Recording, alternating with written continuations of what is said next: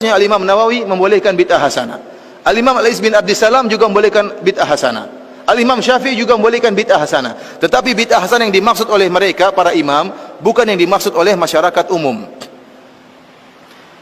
Yang dimaksud dengan bid'ah hasanah oleh mereka adalah sarana-sarana.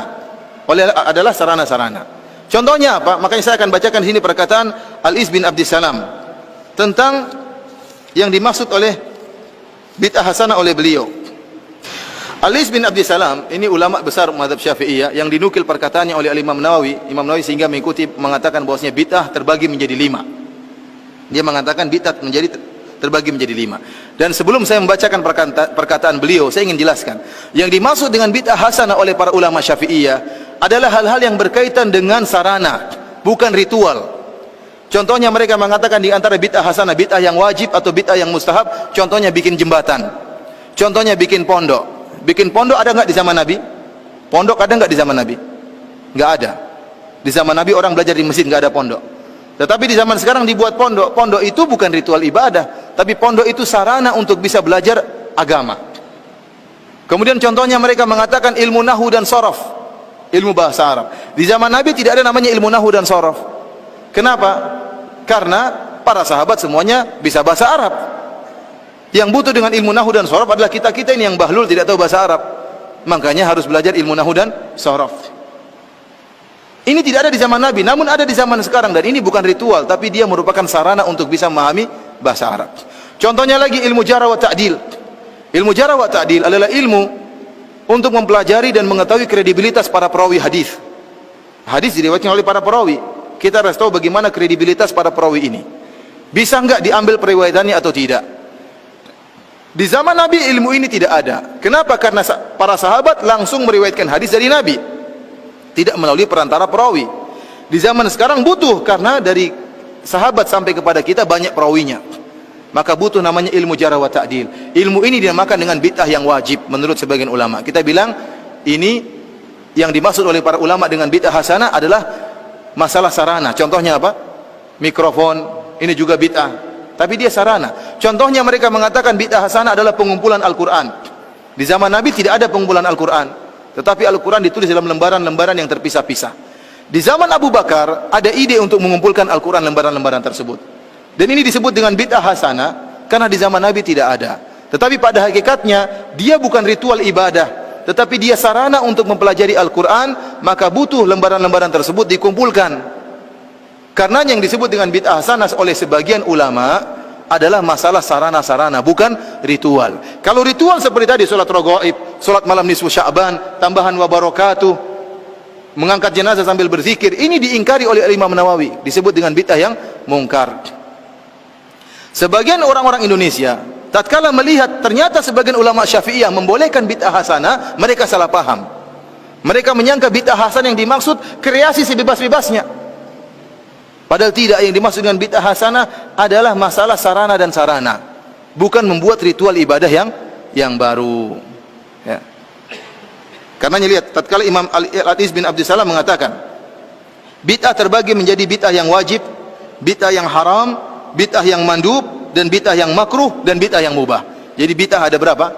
Wajib, mustahab, kemudian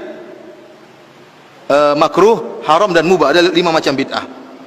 Kemudian beliau menyatakan ada beberapa contoh bid'ah yang wajib, kata beliau. Yang pertama, berkecimpung dalam ilmu nahwu, yang dengan ilmu tersebut dipahami perkataan Allah dan perkataan Rasulullah. Hal ini hukumnya wajib. Menjaga syariat tidak mungkin kecuali dengan ilmu nahwu. Contoh kedua adalah menjaga kata-kata yang asing, yang gharib. Jadi di zaman Nabi tidak ada penulisan kata-kata gharib. Jadi ada bahasa Arab, bahasa yang luas. Dan Nabi dan para sahabat mengerti bahasa Arab dengan detail. Kemudian berlanjut dengan berjalan waktu, sebagian ulama pengetahuan tentang bahasa Arab berkurang. Oleh karenanya bahasa Arab yang susah-susah harus ditulis, dikumpulkan supaya orang tidak lupa. Pengumpulan tulisan bahasa-bahasa Arab yang susah ini dianggap bid'ah yang wajib oleh Al-Iz bin Abdissalam. Ini ritual ibadah atau bukan? Bukan, dia bukan ritual, tapi hanyalah sarana untuk menjaga syariat. Contoh ketiga, bid'ah yang wajib adalah penulisan usul fikih. Usul fikih juga tidak ada di zaman Nabi, tetapi dia bukan ritual ibadah. Ilmu usul fikih adalah ilmu untuk mempelajari penunjukan bahasa-bahasa Arab. Di zaman Nabi tidak perlu, karena para sahabat sudah ngerti bahasa Arab dan penunjukan bahasa Arab tersebut. Ini ilmu bukan ritual ibadah, bukan suatu ritual, tetapi sarana untuk bisa mempelajari agama. Dia sebutkan juga di antara contoh bid'ah yang mustahab, di antaranya pembuatan ar-rabat dan sekolah-sekolah, buat pondok, sekolah-sekolah, ini bid'ah hasanah. Bid'ah yang mustahab.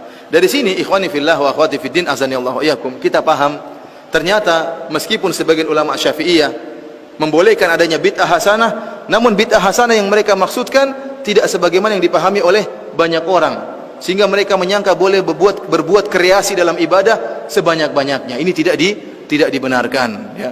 Yang dimaksud bid'ah hasanah oleh mereka hanyalah, ya, perkara-perkara yang berkaitan dengan sarana dan bukan ritual ibadah. Karena kalau kita membuka bab ini, setiap orang boleh bikin ritual agama, maka akan banyak kelompok-kelompok yang aneh-aneh. Akan banyak kelompok yang aneh-aneh.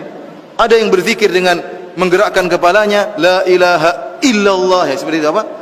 Illallahnya harus begini. Kenapa begitu? Enak saya rasakan kalau. Kenapa kalau saya illallah sebelah kiri enak atau tidak, ya? Orang juga, ya. Oleh karena saya katakan bid'ah hasanah semuanya relatif, tidak ada yang absolut. Beda dengan syariat. Kalau syariat Islam, solat berjamaah semua sepakat itu baik, bersedekah semuanya sepakat itu baik, solat malam semuanya sepakat itu baik. Tetapi bid'ah hasanah pasti ada khilaf.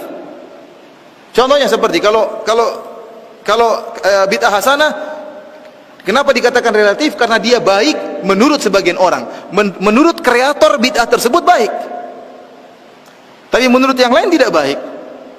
Contohnya orang-orang Syiah tatkala berbuat bid'ah memukul-mukul tubuh mereka tatkala 10 Muharram, hari Asyura. Kita bilang itu perbuatan buruk, tapi kata mereka orang Syiah ini baik. Dengan saya memukulkan diri saya, mengeluarkan darah, saya ingat bagaimana perjuangan Hussein, menambah iman saya. Nah, sekarang repot, kita mau larang bagaimana? Kita bilang nggak baik, menurut dia baik. Dan kita punya kaidah sama-sama boleh bikin kreasi. Kalau kita punya kaidah boleh berbuat kreasi sebebas-bebasnya, maka kita tidak akan bisa mengingkari siapapun dalam berbuat bid'ah. Kalau tadi ada yang bilang la ilaha illallah gini, kita bilang kenapa kamu zikirnya kayak gitu? Kan susah kalau di kamar bisa kejedut kepalanya. Dia bilang ini enak kalau saya, illallahnya enak digoyangkan. Berarti kalau saya illallah belok kiri boleh enggak? Kalau ke belakang illallah enak enggak, ya? Seperti itu, ya. Akhirnya orang bebas saja mau berzikir. Mau bikin zikir apapun, bikin ibadah apapun enak. Oleh karena kita bilang suatu yang hasanah bid'ah itu pasti relatif. Namun anehnya masing-masing merasa itu yang baik dan memburukan yang lainnya. Sekarang ada banyak 5 pelaku bid'ah misalnya. Ada thariqah misalnya, thariqah Rifaiyah, ada thariqah Tijaniyah, ada thariqah Naqsyabandiyah. Masing-masing punya bid'ah khusus. Masing-masing punya bid'ah khusus. Masing-masing punya salawat khusus. Masing-masing punya cara ibadah khusus. Yang satu menganggap dia yang terbaik, yang lain kurang baik, yang lain juga demikian. Masing-masing merasa terbaik. Itulah akibat dari bid'ah. Padahal ikhwani fillah azanillahu iyyakum, kalau boleh bebas berbuat bid'ah, boleh berkreasi dalam ibadah, maka saya punya ide untuk berkreasi. Ide saya untuk berkreasi, saya punya ide yang sangat indah. Saya akan katakan kepada mereka, para pencetus bid'ah, saya punya ingin bikin bid'ah. Bid'ah saya adalah tidak boleh beribadah kecuali dengan pemahaman para sahabat. Dengan cara seperti ini umat Islam akan bersatu. Oh, mereka bilang, oh nggak boleh kalau itu.